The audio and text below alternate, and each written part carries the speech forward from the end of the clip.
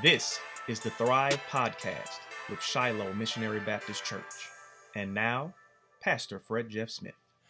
Hello, welcome to the 21st Thrive Podcast with the Shiloh Missionary Baptist Church. I'm Fred Jeff Smith, pastor of Shiloh, and whether you are viewing this or listening to this over iTunes, viewing it over YouTube, we're very grateful for your tuning in today.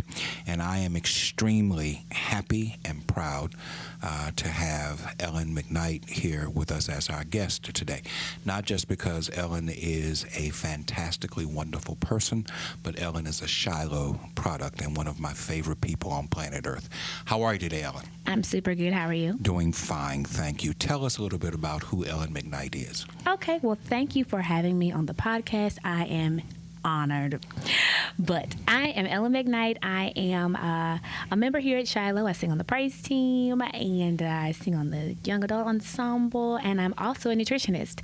So I'm a nutritionist, and I also am the principal of the Maxine firm. And so what the Maxine firm is, it's a nutrition and wellness firm, and we are made up of a network of healthcare professionals who are invested in improving the lives of all those that we touch by way of nutrition education and chronic disease prevention, particularly chronic disease prevention in African American communities. So that's who I am, and that's what I do, and you're my favorite too. Thank you. So let's delve a little bit into the nutrition thing. Okay. If anybody's viewing this, you can see that there's an obvious difference between Ellen and me, right, with regard to size, with regard to health, the whole 9 yards. Tell us, what are the major challenges that you run into? You go not just all over the city, but you're starting to go all over the state and all over the nation, carrying this message of nutrition, particularly for African American people. What are the major problems that you see, that you run across in your presentations about nutrition and health? Well, typically when you're talking about the major differences between you and I thought you were saying that I have on green and you have on black.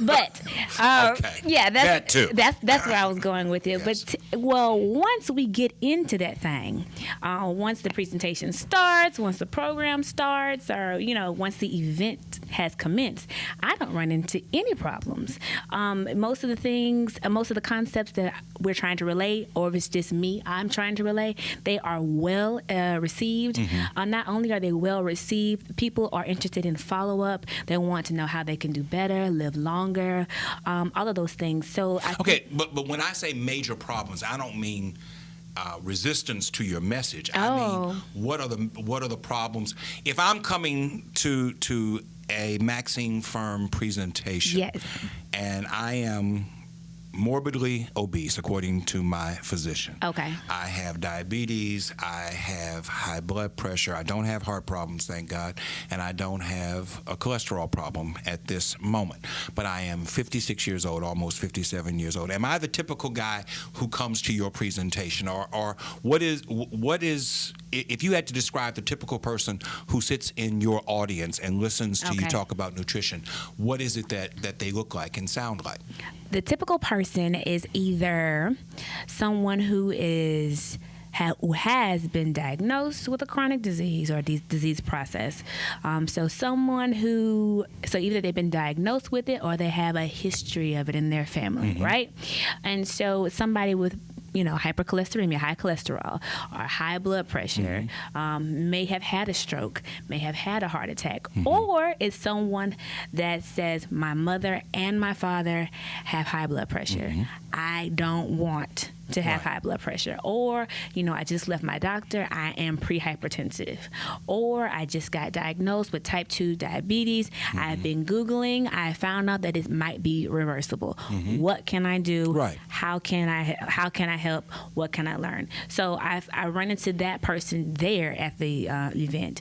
And then sometimes the person who's asking me about the event or a little skeptical about it, they're just a little bit pessimistic. Like, can I really make a change? Are the things that I eat or the things that I put into my body, can that really affect my health outcomes? Mm-hmm. And so then there's that thinking: is this real? Am I destined for this? this? Is the family history the end all be all? Right. And so, having conversations around those topics to help change mindsets. Genetics versus behavior. Genetics versus behavior. I say all the time, diabetes, type 2 diabetes, because, there's a difference. Type 2 diabetes that's based on physical activity and diet, that may not run in your family. It might just be that no one runs in your family. So, behavior versus genetics, definitely. I am a huge advocate for behavior. And I say this, I recently got my teeth. What happened to them? Jones Creek Family Dentistry, whoop whoop. I recently got my cavities. I had 2 cavities. I recently got those filled. And when you go to any doctor's office, they take your blood pressure. Right. Well, mine was a little elevated. It was 145 over something, but it was high. It was a little bit. It was way higher than normal, and then it happened again at Louisiana Healthcare Services for my annual whoop whoop. And so I'm like, okay, what's going on? Okay, so I'm relatively active. I eat well. Okay, by and large. Okay, now don't talk to me during holidays and stuff like that. But I was like, what's going on, right?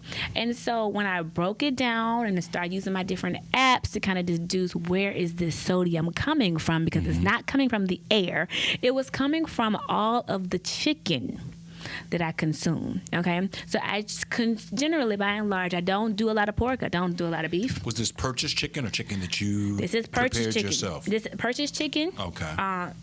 I'm glad you said that. It's purchased chicken. So oftentimes I'm not with the beef. I'm not with the pork because they're high in saturated fat, right? And that affects heart health. So I lean towards chicken. I lean towards turkey, and I also lean towards fish. And so I'm eating all of this chicken. Chicken is like the leading conduit of sodium in America. Okay. Really? Yes. I didn't know this. I had to do further research because in the production and manufacturing and the farming of chicken, after they snatch it from the farm, right, and it goes through the production process, it is injected with saline solution, so it's juicier and plump and more consumer friendly, right? So here I am trying to do my very best, right?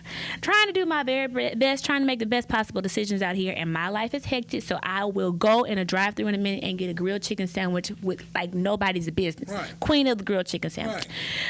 Well, heavens to Betsy, it's full of sodium. So if I go to Wendy's, like I did last night. Okay. We're doing this on a Thursday. Last night was Wednesday night. Okay. After Bible study, I left. I went to Wendy's. I got a grilled chicken sandwich, which comes on whole wheat. Sure does. A whole wheat bun. It does. And that was my meal. Yeah. That was my evening meal. I thought I was doing well. And what you're telling me is I was filling myself with sodium. Okay, so here's the thing, and I tell everybody this, okay? It's about making the very best decision at that time, okay? So when you were going through that drive-thru, you decided, hey, I'm going to get a grilled chicken sandwich on a whole grain bun, as opposed to a double cheeseburger with extra bacon and extra foolery and a side of fries and frosting. Did not get fries, did not get the frosting. Look at God. Left it there. Okay, now see, you made the best decision at that time. Okay, and that's what we want. That's all we can do. Just so happens, I found out that, hey, I'm going to have to make some different decisions as it relates to Ellen's blood pressure because I'm 29 years old and I'm not here for hypertension, okay? My mother has it. Everyone on my mother's side of the family has it, okay? And then everyone on my mother's side of the family, they're dealing with, also kidney issues because blood pressure affects your kidneys. There's a large vein that goes through your kidneys and affects your renal failure. We don't have time. So anywho, no, you were not making the wrong decision there. You were making the best decision at the time, okay? And so that's what we want everyone to do. We don't want you to like run off the cliff or like, oh my gosh, I can't have this, I can't have that, I can't. No, I'm all about focusing on making the very best decision with what you're faced with at that point. Okay. So me moving on, now that I know that even grilled chicken and white meat chicken, I'm going to have that in even more moderation, and I'm going to increase my fish consumption. Not just any fish. I'm going to be consuming fish that is wild caught as opposed to farm fish because they're full of antibiotics. No one can figure out where cancer is coming from. And, a lot of times it's the environment and things like that. But if I can keep the things that are going inside of my body as natural as possible, that's what I'm going to do. Okay. So you did make a good decision, and I'm very proud of you. Well, thank you. Thank you. I'm very proud of you. To do better. Yes. So the typical person who attends one of your presentations is someone who has a history of being overweight, has a history of having what you have described as chronic illnesses or chronic conditions, diabetes, cholesterol problems, heart problems, blood pressure problems, things of that sort. Okay, they sat through the presentation, which I have done on a couple of occasions, 45 minutes to an hour, and you're a very entertaining presenter when you do that. And then they want to come up to you and they want to tell you, thank you so much, Ms. McKnight. I really enjoyed all of that, and I hope that I can do some of the things that you're suggesting that I do. What's the pushback that you get on some of the suggestions that you make that we do? Well, I'm definitely going to address that. That's typically the person that comes to the presentation that has one of those chronic diseases. But there's also a person who doesn't have any chronic diseases at all, and they just want to be better. Now, to the person who does have the chronic disease, and then I share some, best practices for improved health. What pushback do I get? Very little. Really? Let me tell you why. Because if they're at that state, the people because these aren't free events, they are paying their money to do better. Okay, if people are paying their money to learn how to do better, not just get fussed at about what they're doing wrong, but learn how to do better. Their mind is open. They're optimistic. They're willing to make a change. They're ready to make a change, either for personal reasons or external reasons. Like this is affecting my quality of life. This is affecting my ability to work. This is affecting my family. This is infringing upon our free time because they are taking me back and forth to dialysis, and I got to figure out how to control this sodium and still maintain a pleasant existence as it relates to food because it's a part of our culture, stuff like that. So in terms of resistance, I don't get very much. Now, there's some preconceived notions that people may have before they come to an event or before they come to the event, because once they leave, it's all gone. But say, for example, they're like, does eating healthy mean that I just have to eat salad? I hear that all the time. Right. Does eating healthy mean I have to be vegan or I have to be vegetarian, or what does that even mean? What are even the differences? Does eating healthy or being healthy or walking towards wellness? I like that. Write that down, Fred. Does walking towards wellness mean that, I'm not going to be able to have crawfish because, I've already paid for the crawfish boil for my child's graduation party, things like that. And those notions are dispelled. And so I like to talk to people about figuring out what you can do, before you become bogged down with what you can't do. What can I have? And as opposed to, what can't I do? It's almost like Christianity. When I let folks know that I'm a Christian, saved by grace, like, oh, girl, you can't do anything. You can't do this. You can't do that. You can't go here. You don't go there.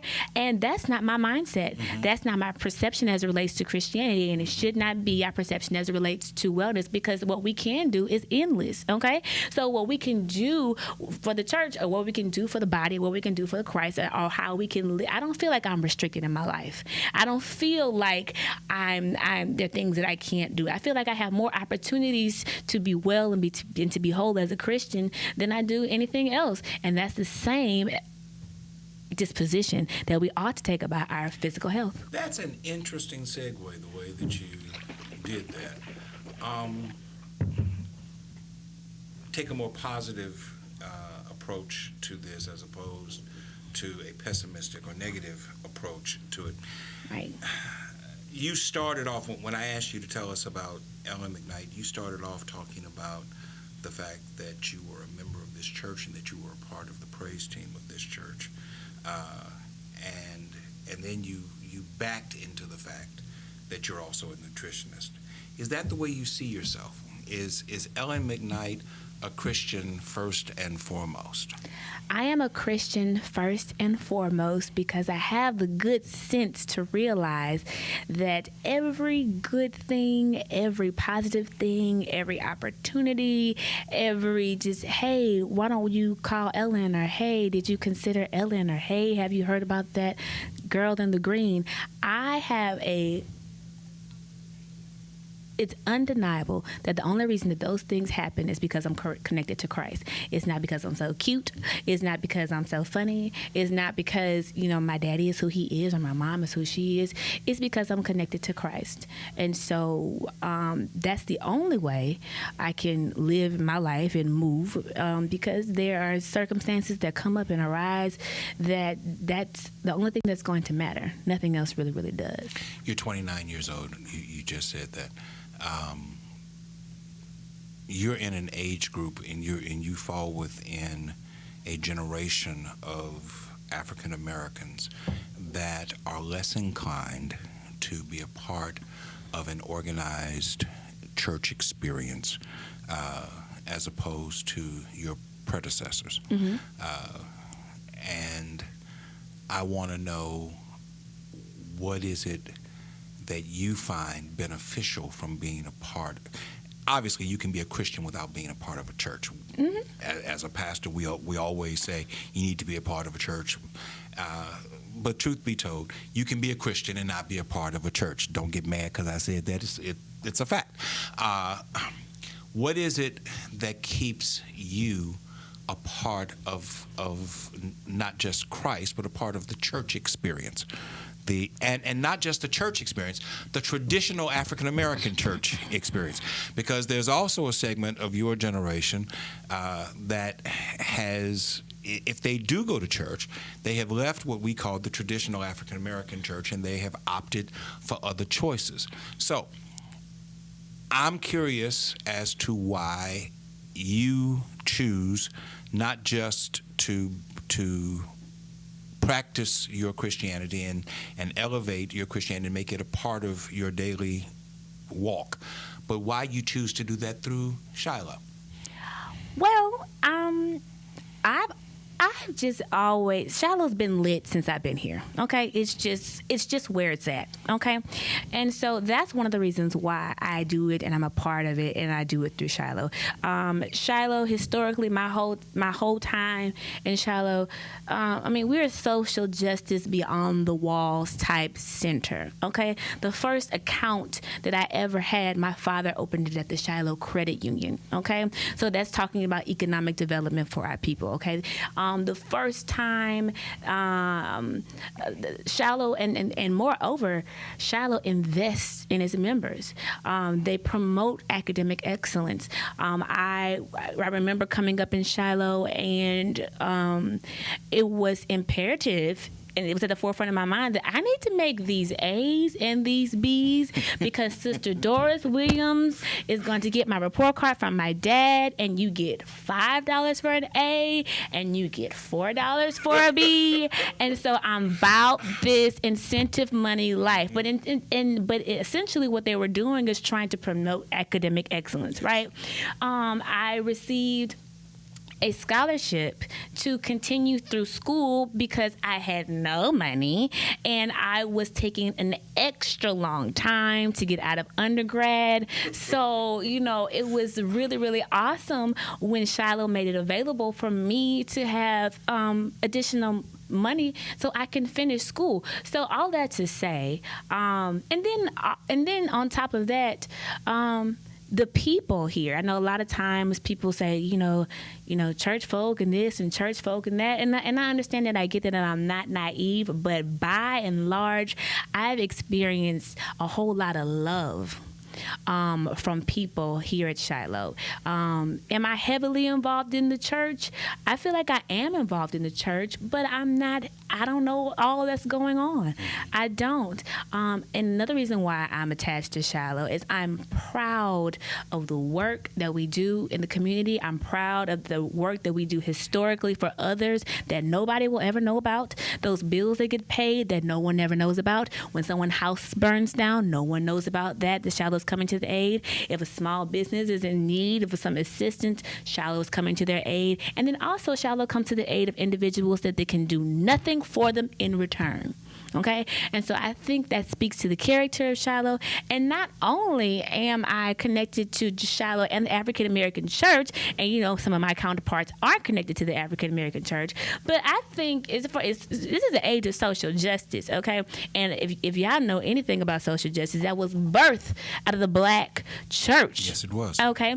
And so I'm connected to that. I'm proud of that, and I'm interested in continuing that legacy and being a part of it. So those are the reasons why I'm part of the African American church. And then there are some things in my life personally that I know that the only reason I was able to sustain and navigate through those times is because I was connected to a church body that was giving me the tools that I needed to get to the next day and not become overcome emotionally with what I had going on at that time. So that's why. I think that's great. We're going to take all of that. We're going to put that into a testimonial. Very, very well stated. So you see a connection between nutritional health and spiritual health? Oh, my God. Yeah. Okay. Elaborate on that for us, please. Well, you know what the word says. Yes. Tell me about it. I want you to elaborate that for the people. audience. Yes. Okay. So our body is a temple of the Holy Spirit. Okay? Yes. We are not our own. Yes. Okay? So we're supposed to be good stewards of this body. Right? Yes. So when we put good things in our body, typically we expect good things to come out. Or if we make a point to put good things in our body or positive things in our body or things that are whole into our body or in our temple, then 9 times out of 10, we're going to yield positive, whole, and good results. That's just important across the board. You don't want to continuously be listening to negative jargon or be around negative people or be in negative groups. The things that you let into your spirit in your space affects your outputs, inputs and outputs, isness and oddness. Anyway, but yeah, so I think that is vitally important. And when you feel good, you can do good. There was a time that you were down for the count and you were sick, and that didn't stop the work from going on. No. That did not stop the work from going on, but you could not function at your optimum capacity because you were dealing with illness. Yes. When Pastor Smith was out, he couldn't function. The stuff didn't go all the way down, but we had issues because he wasn't here, and that's not to say that we want you to take care of yourself and things like that, but don't do things that will cause you to become sick. Yes. And then you cannot function in your calling. Yes. Okay, so if it's in your hands to do better so you can be the very best person that you can be, we get the very best. Shiloh gets the very best of Fred when Fred is at his best. You know what I mean? The Maxine Farm gets the very best of Ellen when Ellen is at her best. My family gets the very best of Ellen when I'm at my best. So what things can I do to make certain that I'm at my best? Mm-hmm. I can make sure that I'm at my best physically. So I'm exercising and I'm putting the appropriate things in my body. Mm-hmm. I can make certain that I'm at my best spiritually so I can spend time with God instead of spending more time with social media. Okay. Because sometimes I do that. And then also I can be at my best mentally, positive affirmations, making sure that I'm doing the things that I need to do so I can take care of my mental space. Let's talk about the mental part. What about the psychological? What about it? Going, being mild, talking about myself. Okay. I'm a stress eater. Okay. So if people are looking at me, they're saying, God, he must be under a whole lot of stress. Pastoring. The truth of the matter is, I don't drink. Okay. I don't do drugs. Mm-hmm. When I am under stress, I eat. Okay. Now, let's be clear. I enjoy food, period. Mm-hmm. But when I am under stress, I find that I will eat things not just because I'm hungry, but because it helps me cope with the stress. It's something I need to eliminate. It's something I need to improve upon. I'm confident that I'm not the only person who deals with this. Absolutely. How do you, in addition to the behavioral aspect, how do you speak to the psychological aspects of eating? Okay. Because eating is a benign vice. Mm-hmm. You know, if somebody gets drunk, that's a terrible thing. If somebody gets high, that's a terrible thing. But if somebody wants to eat, baby, let me give you an extra piece of pie. Baby, you enjoying that cake? I got an extra slice over it. Nobody thinks twice about shoving food in someone else's direction. Mm-hmm. So there's a psychological thing where people are enablers to, and I'm not blaming the people. You have responsibility for what you do and do not consume. But if I tell people I have a drug problem, they're going to send me to a clinic. If I tell people I have an alcohol problem, they're going to send me to AA. If I tell people I eat because I am under stress, they're going to say, well, baby, they're going to send you to the Maxine burn. No, they're going to send you to the Maxine burn. And so, and why is that? Because of Dr. Megan Bourne. We recently did a seminar on navigating nutrition and mental health. Mm-hmm. So she talks about, and what we talk about there are the foods that we consume that trigger certain emotions, certain neurological emotions. So foods that you consume that trigger anxiety. Foods that you consume that trigger depression. Now, we understand that mental health, it's not new, but people are paying extra special attention to it. So we're not saying that those conditions are solely based on nutrition. We're not saying that at all. Mm-hmm. But we are saying that there are things that you can do as it relates to the things that you consume to try to reduce anxiety, those feelings, that try to reduce the feelings of depression. And it's based on neurotransmitters, even sugar consumption that has a psychological effect on your brain, right? So that's one piece. That's the education piece, right? And then there's a practical piece. So, most of the time when you're talking about stress, we hope that it's not 24/7, 365 days of the year. Right. Perhaps if it's 7 days in a week, you might be stressed 2 days out of the week. Let's just say that, with all the hours combined, maybe less than that. On the front end, apart from the education piece, on a practical piece, we understand that life happens, right? So the idea is, for you to be making healthy lifestyle changes or healthy decisions as it relates to your nutrition the 5 days of the week. And when calamity strikes, it won't be so much trauma on your body. Okay, that's just a practical way of dealing with it. And then if it gets even more serious than that, then you definitely need to sit with a clinical psychologist and definitely sit with a nutritionist so that you guys can work together, or any person can work together to try to address this. Because if we're consuming so many empty calories that it's so stressful, address the stress, okay? Address the stress. Because if it's stress eating, then the origin is the stress, and that's a psychologist. That may be a psychiatrist. You know what I mean? So I think that's important, or a counselor. I think that's important first. Then after you address the stress, hopefully the stress eating is reduced. Okay? So I don't know who the pastor goes to deal with stress, but somebody, I hope. Sure. So dealing with that. And then in turn, making practical decisions. So I say this all the time. I live in Louisiana. Thanksgiving comes every year. Christmas comes every year. I am going to have a slice of pound cake, and I am going to have a piece of sweet potato pie. And I don't feel no ways tired about it. You want to know why? Because year round, I'm making lifestyle changes. I say that to say, or I'm making, the very best decision as it relates to the things that I put in my body. So I'm saying, if you know you're a stress eater, after you go get, or before you go get the help, or while you're getting your help, make a conscious decision to do the best you can when you're not stressed. Mm-hmm.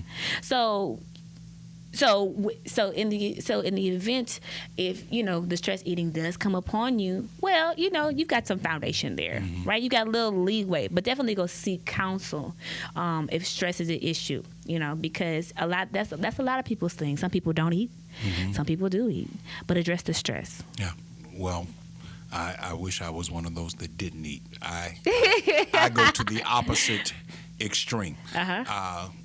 Can poor people eat nutritionally? Can poor people eat nutritionally? That is an excellent question. One of the problems that plague Louisiana and Baton Rouge in particular is food deserts that exist in certain economically deprived areas of our city, where you have a lot of people who live and who struggle and who strain to make a living from one day to the next, but their choices of places to shop for nutritional food are severely limited. So, can poor people eat nutritionally? It is difficult for poor or folks with limited income or limited access, living in an area with limited access to fresh and healthy foods, to eat healthy. I will say, for those audiences, they have to make a personal decision wherever they are or wherever they're getting food, because they know they're getting it from somewhere. Mm-hmm. If someone's bringing it to them, or it's at the local corner store, or if it's at the local Dollar General, or if they have the opportunity to get to a Walmart. There are certain foods that they can eat, and so there's this thing like, in order for me to eat healthy, I have to eat whole foods. Boo on that. Mm-hmm. In order for me to eat healthy, I have to eat Trader Joe's. Boo on that. Now, I love Whole Foods, and I love Trader Joe's. Okay? But you can get Cord. Oh. I'm talking. Okay. Some folks feel that they have to eat at organic markets, right, in order to eat healthy. That's not always the case, okay? Yes, they have things that you might not find at your local grocer, but there are healthy items that you can find at your local grocer. Mm-hmm. Say, for example, we talk about fruit and vegetables. There's a hierarchy to that thing. It's fresh, frozen, or canned, right? Find out where you are and what you can do. Mm-hmm. So you might have to take the extra initiative to, hey, I'm going into this Family Dollar. I'm picking out my cereal from my family. Mm-hmm. Okay, I'm going to get the Honey Nut Cheerios as opposed to the Fruit Loops. Okay, because the Honey Nut Cheerios are higher in fiber. The 12-year-old in me just sunk when you said that, but okay. Sorry. Go ahead. Well, I like Honey Nut Cheerios, but as a kid, I wanted sugar corn pops. Well, sugar corn pops lead to type 2 diabetes. I'm there. Okay. But you're fortunate enough to have health care. Yeah. Yeah. So then there's that. So what does that mean? So in the places that I am shopping, and the places that I do have access to, and someone has to. Just because you're poor, that doesn't mean you don't understand the importance of health. But sometimes you just need a little bit more education. It's not a matter of knowledge. I'm not suggesting that they don't know. I'm just suggesting that they have limited access to nutritional food. So it's a whole lot easier to get Popeyes than it is to get food that is lower in sodium, that is not fried. Is it better to cook at home as opposed to eating prepared foods? No, the answer is yes. I have to ask you these questions because we're trying to inform That's right. We're talking to the people. Yes. We're talking to the people. Yes, it's better for you to cook at home, and because you can control what's going into your food. Right. Okay? So just like we talked about the chicken earlier, I don't know where the chicken is coming from, but say, for example, I get the chicken from a local farmer, then and I know it's not, jacked up, and I know if it's a free range farm, I know that the chicken isn't hopped up on antibiotics. I know it's not jacked up with sodium solutions, and so I can kind of gauge what's going into my body. If you cook at home, if you prepare your meals at home and take the time to prepare your meals at home, you know how much sodium is going into it. You can choose what type of grains that you want to consume. We always want to push you towards whole grains because they add fiber to your diet and they help reduce high cholesterol. Well, you can make the decision when you prepare your own meals, so on and so forth. Say, for example, if you're trying to consume more fish, well, you don't know if this fish is wild caught or farm raised in certain restaurants. You can definitely ask, but if you purchase it yourself, you can look at those labels and you can read the packaging and find out what are you really consuming. So it is definitely better to cook at home because you can better control what you're consuming. So yeah, been making the time. Is it ultimate? No, that wasn't a sigh. All right. I was just asked. I was going to move to a different question because I enjoy cooking. Look at you. My grandmother taught me how to cook when I was a small boy, and I enjoy cooking. But cooking is such a time-consuming process, and you don't have the same level of generational support systems at home that you once had. What do I mean by that? In my home growing up, there were 3 generations there. My grandmother was there, my parents were there, my siblings and I were there.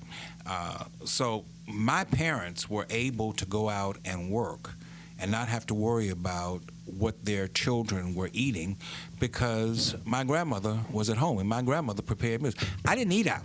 We didn't eat out. We ate breakfast, lunch, and dinner at home or at school. Okay. So it was not until my grandmother passed and I was out of the house in seminary that I started realizing, you know what, I don't have 3 hours to cook. But Burger King is right over there, and I can grab a double meat Whopper from over there real fast. And it becomes habitual because it's cheap and it's quick and it fills you up immediately, but ultimately it's not healthy. Right. And so you have to be willing to, even though it's less expensive to prepare food at home than it is to eat out, it's the time factor, and people have to be willing to make the time to prepare food so that they can eat healthier. Would you agree with that? I would agree with that, and even taking it a step further, you are right. It is a time thing. But you have to put the time in on the front end or it will take it from you on the back end. Meaning, if you don't make the time or take the time to do the right things as it relates to your health, you will pay with your time, with your hospital visit. Mm-hmm. You'll be there for a week plus, mm-hmm. right? You'll pay with the time when you're out from work. You'll have to do FMLA, mm-hmm. okay? So, and then the cost. I mean, I say this all the time. Some people say, and really planning will help defray the cost. If you plan out the foods that you're going to eat or the meals that you're going to consume, it is more cost effective. Mm-hmm. But some people still want to say that eating healthy costs more, which I disagree with. But even if you take that disposition that eating healthier costs more, mm-hmm. medication costs more. Yes, it does. Medication is, and it compounds. I know no one who's just on one. Right. It's just like it's a package deal, if you will. I don't know how, but you know what I'm saying? Yes. So if you don't make the time on the front end, illness will take it from you on the back mm-hmm. end. And if you don't invest your coins in the places where it matters, then your coins will be taken from you in a forceful way. Mm-hmm. So I find the very same people who are telling me that, this costs this and this costs that, they're driving Mercedes and Jaguars. Yes. And Lexus, Alexa. Yeah. You know what I'm saying? They're like, oh, those fruit and vegetables are high. We'll consider growing your own food. Where are you putting your time, talent, and your treasure? Yes. Where are you? So, I mean, those are just the decisions that you want to make on the front end. And it depends on what's important to you. Oftentimes, it becomes important after the elongated hospital stay. Mm-hmm. Yeah. So. And at that point, much of the damage is already A lot of the done. damage is done, but you can shake back. Mm-hmm. But you just have to shake back aggressively as opposed to small things along the way beforehand. The primary focus of your nutritional presentations that I have witnessed have to do with food intake. Yes. What about smokers? What about drinkers, social and other? Is that a part of your nutritional presentation as well? When we talk about alcohol, I talk about calorie distribution. For every carbohydrate, that's 4 calories per gram. For every protein, that's 4 calories per gram. Every fat, 9 calories per gram. Every alcohol, 7 calories per gram. But the thing about alcohol, it's completely empty. So it doesn't build or repair the cells. So that's just an empty calorie. So carbohydrates, fruit, vegetables, those are carbohydrates. Grains are carbohydrates too, but you can have good carbohydrates. Choose the good carbohydrates versus the bad carbohydrates. Protein, choose the good proteins versus the bad proteins, so the lean proteins. And then fat, good fats versus the bad fats, the good fats that help with your heart health, lower your cholesterol, so on and so forth. There is no good and no bad with alcohol.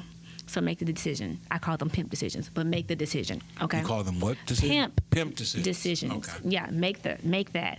So and then also alcohol is from a mental health standpoint. We learned about it in our seminar, but alcohol is ultimately a downer.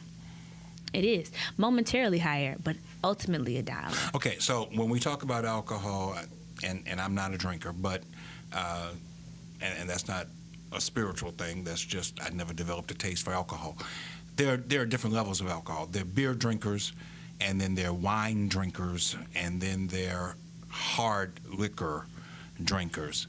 Does it matter what? I mean, you put out a number, 7 calories per gram. Right. Does it differ whether you're drinking a Coors Light versus a Chardonnay versus Wild Turkey?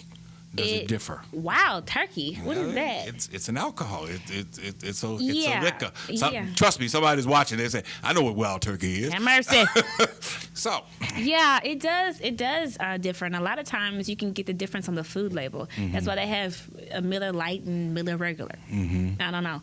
And particularly, we can just use beer.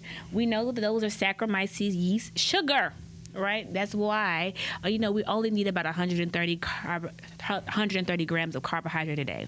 Of that 130 gram, about only 13 should come from added sugar for the healthy American. Okay, when you're consuming that in excess, anything that you consume in excess converts into adipose tissue, thus your beer belly. So the power, life and death is in the food label. Life and death is in the food label.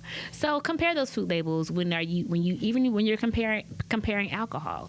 So yeah, I hope that answers your question. And we know smoking, that's the constriction of the blood vessels. We don't have time. City just passed an ordinance saying that they're essentially trying to make East Baton Rouge Parish a smoke-free parish. Good. And yet, I do know that there are still people who smoke. My father, before he became enlightened, was a 2 to 3 pack a day cigarette smoker. That's not true.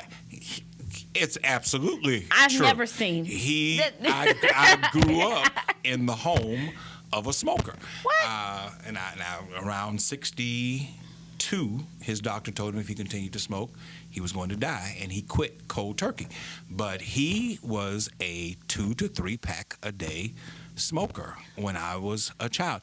And I bring that up only to say that there are other people who still, even though there is a social stigma attached to smoking, there are still smokers out there. Right. And what's your message from a nutritional standpoint to smokers?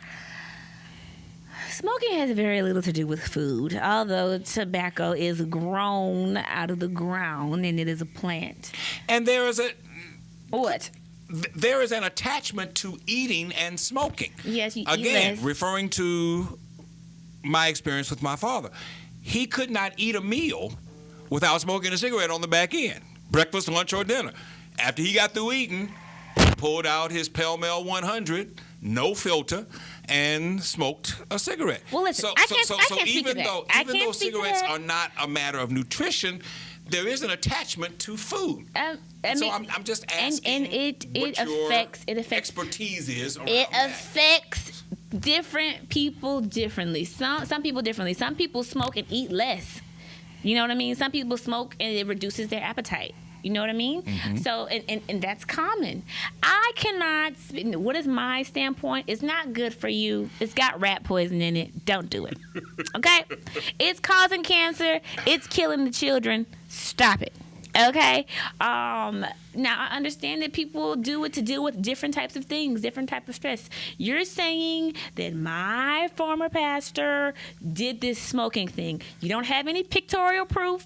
You're just Ellen, when this presentation you don't is have, over, I'm going to show you You don't have pictures. any pictorial proof. I can't be certain about it, so at this point it's hearsay. Okay? But I'd wager it has something to do with pastoring black folk in the Black Baptist Church. It was before he was pastor. Well, I don't, like I said, I had no pictorial proof. I can't speak to it. But just generally, we know smoking is bad. Research lets us know that it contributes to every chronic disease. Smoking contributes to the advancement of every chronic disease. Yeah. So if you can make steps to try to quit, I definitely think that you should. You are a part of the YAM praise team. Sure am.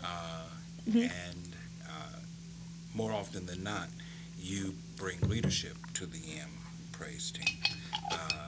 We were talking before we started taping about the fact that you're headed to our National Congress of Christian Education, and part of what you're going to be studying is about how to be a better praise team, praise and worship leader. Talk to us a little bit about your feelings about praise and worship. Not Shiloh, just praise and worship, period. Ellen in praise and worship. I think it's something that I'm learning more about every day. In the first time I took the class in Dallas, we tried to discuss the thinking of divorcing ourselves from the idea of praise and worship, praise the fast song, worship the slow song, and try to, and we were taught, the instructor was Minister Jelani Jones. We were taught about lifestyle, preparing yourself for worship, preparing yourself to go before the people, discussing stories in the Bible, the Levites, and how they went before the people, praising and lifting up God. And so, what are my thoughts on praise and worship in the church? I think it's a personal thing that we do corporately. So it's a part of the worship experience, But apart from it being a item on the program, it is a lifestyle that I feel that Ellen is trying to live outside of Sunday morning, between 11 and 11:15. Right.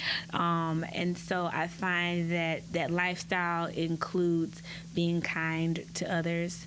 That lifestyle includes being honest with myself, honest with others, being the best daughter I can be, trying to be the best student I can be, just trying to be a better person all around, and then in conjunction with just trying to be better, trying to be upright, trying to making the time and making the effort to spend more time with God and less time with the fluff, if that makes sense. Yes, it does. So that's what it means to me, and I'm pretty sure if you ask me this question in 5 years, the answer is going to be different. But the answer that I gave you just now is honestly where I am with it, and it was different 5 years prior. So I think that the life that I try to live outside of Sunday is my praise and is my worship. And then on Sunday morning from 11 to 11:15, we are inviting others to corporately share their outside of Sunday experiences with us. Okay. I asked you to give me the macro. Now let's make it micro, and let's apply it to Shiloh. I know you grew up in Shiloh, so I know that there was a time when there was not a praise and worship period as a part of the Shiloh worship experience, not one that was designated as praise and worship. How do you think Shiloh as a church has adjusted, responded, reacted to praise and worship, and do you see, you've been doing this now for a few years. I know I've been here 6 years, and you've been a part of the praise team that entire time. Do you see a difference 6 years in, let's say, than as far as response is concerned to what it was before? I definitely do. I remember one of the things that started the shift. We're shifting. Mm-hmm. We're shifting. It's right. not happening all at once, but we're pressing towards the mark. Right. I think one of the things that kind of catapulted the shift is we had a praise and worship conference kind of seminar for the entire church body. Right. And it was led by Reverend Demetria Jones-Smith, and she taught why are we praising, gave biblical references, practical application. Mm-hmm. Why are we worshiping? What is worship? Mm-hmm. Okay? And then correlated it to what we see on Sunday morning. Right. I think that was good. I think it's always important for you to know why you're doing this, Sure. why we're taking communion, what is communion. You know, what do they call the sacraments of the church? The ordinance. The ordinances of the Thank church. Why? What is baptism? Why Yes. are we, why are we getting baptized? Yes. So anytime that you have more education about the thing that you're doing as it relates to your relationship with Christ, I think that the results are just going to be better. The experience is going to be better. So I think that we're coming. I think we're becoming. I think that we're shifting. I would actually like for that series or that, I think it was 3 nights, Yes. for it to come back again to remind us. I mean, first of all, it's your reasonable service. Mm-hmm. You tell the crackhead on the street, thank you. You know what I'm saying? Yes. So why not tell, the one who's the source of your strength? Right.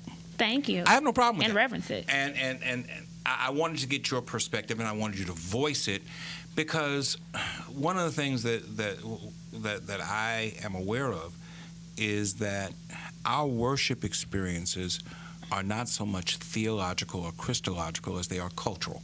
Yeah. We tend to gravitate toward that which we find to be culturally familiar. Mm-hmm. And praise and worship as a separate and apart aspect of the corporate worship experience is not a part of Shiloh's history. No. But praise and worship is a part of Shiloh's history. It is now. No.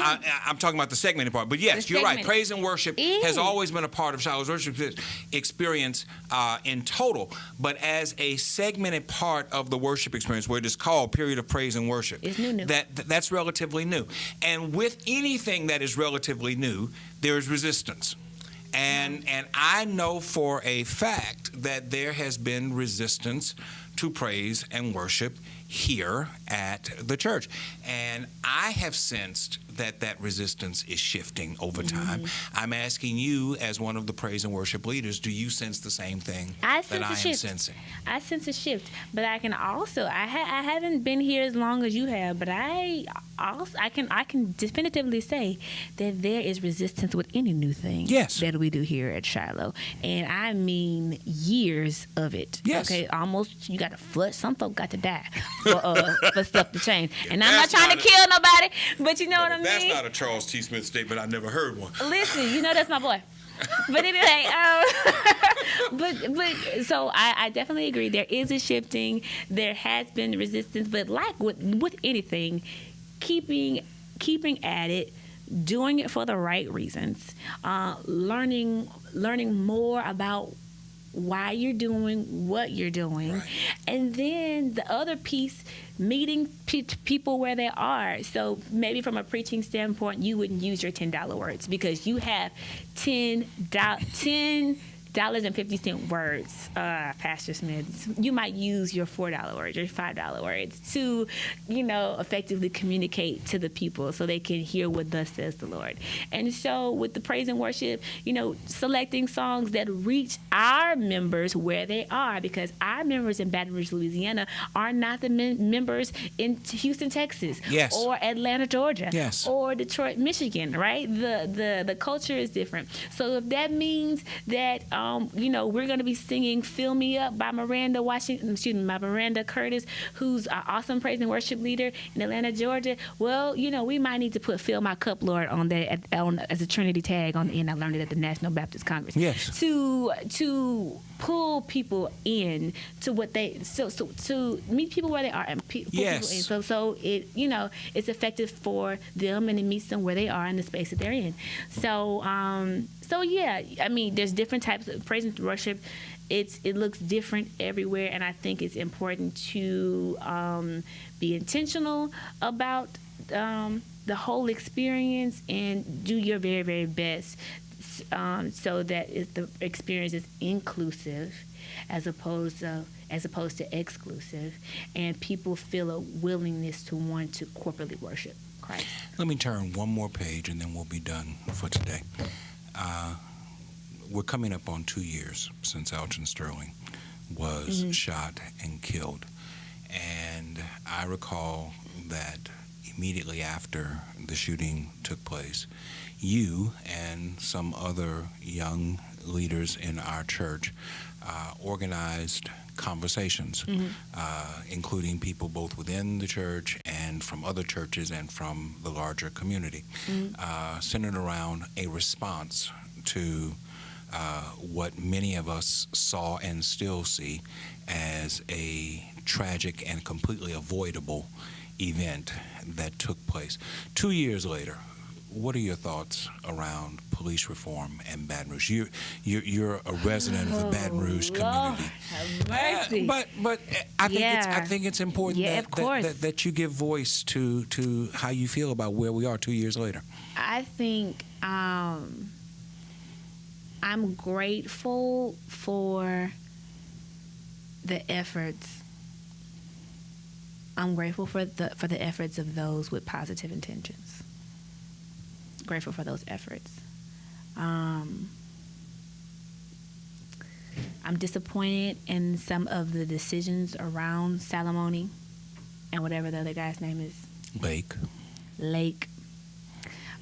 Disappointed about those decisions, particularly Salamone. I am proud of our Baton Rouge police chief and his response, because he came in on the back end. Yes, he did. In terms, I'm more interested in what we can do as a community outside of them. That's what I'm most interested in. I believe it's important to support individuals and organizations that are doing the real work around police reform and community development and African American community development. Things that are going on in North Baton Rouge, black businesses, education, those individuals and those organizations that are doing the real work. I believe it's important to support them in deed, in action, wholly support them. And, you asked me about Shiloh. Shiloh does those things. So, I'm forever proud about that. What is my response? I'm not pleased. We can do better. I'm interested in contributing to those who are doing the work. Thank you, Ellen, for taking the time to come and share with us today. Is there anything you want to say as a final before we go? Well, this has been a blessing. I've enjoyed our time and talks, and we don't talk as much as we used to, but I'm interested in doing more of that and all of that good stuff. But I appreciate this Thrive podcast. I'm proud of you in the Thrive podcast. This is not my first time listening. I've heard them before. I love the concepts. I love the topics. I think they're right on the money. I like how they're social justice heavy. So I'm with it all, and I'm proud of it, and I'm proud of you, and I thank you again for the invitation. Well, thank you for taking the time to share with us. I told you before we started taping, so I'll say it for the record on the Thrive podcast. It is mid-June. I'm giving myself till July 1st to spend July, August, September, and October. October 4th, I turn 57 years old. And you are going to, once again, because you did it once before, you're going to develop for me a nutritional plan that will help me move in the right direction health-wise. And I'm going to commit myself to staying with the plan. All right. It's going to be a little different than last time. Now, that's okay. Okay. I'm willing to go through whatever it is that you're going to give me. Okay. Well, I'm excited. I'll send you an email. Okay. Thank you for watching. Thank you for listening. We'll see you next time. Thanks.